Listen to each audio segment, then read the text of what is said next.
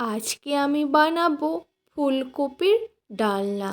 আর এই শীতকালে ফুলকপির ডালনা খেতে আমার তো মনে হয় এক্সট্রাই একটু ভালো লেগে যায়।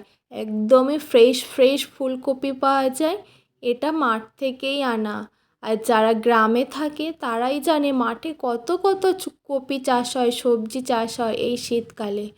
কপিটা কেটে আমি জলের মধ্যে ডুবিয়ে রাখলাম। দুটো আলু নিলাম, আলুটাও কেটে নিলাম। কয়েক কোয়া আদা দিয়ে দিলাম জিরা, দুটো কাঁচা লঙ্কা, তারপর দিয়ে দিলাম টমেটো, একটা পেস্ট বানিয়ে নিলাম। কাজু বাদাম নিয়ে নিলাম 4টে, পেস্ট বানিয়ে নিলাম। তারপর নিয়ে নিলাম কড়াইশুঁটি, পেঁয়াজ কুচি, ভিজিয়ে রাখা ফুলকপি, আলু আর টমেটোর পেস্ট আর কাজু বাদামের পেস্ট।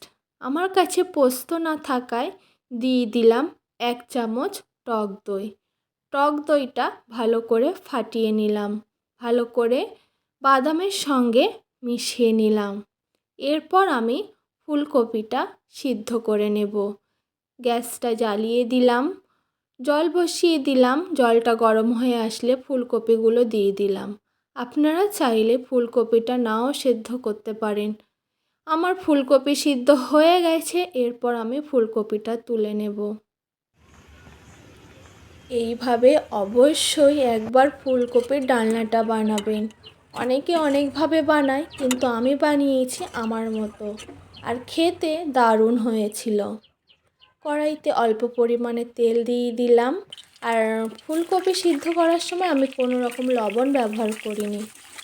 তেলের মধ্যে দিয়ে দিলাম কুচানো আলুটা।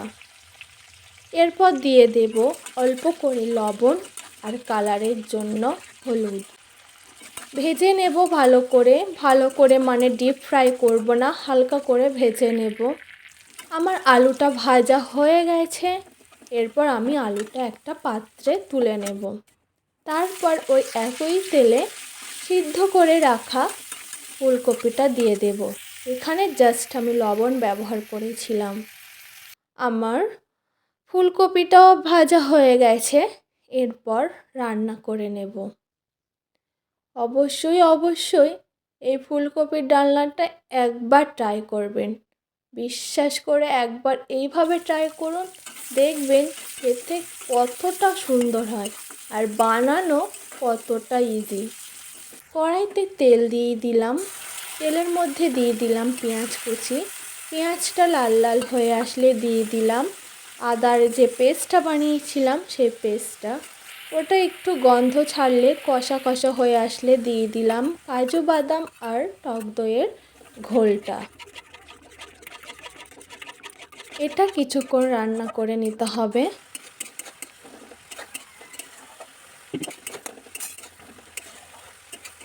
এইভাবে একদমই কষা কষা হয়ে আসলে তেলটা ছেড়ে দিলে দিয়ে দেব কড়াইশুঁটি।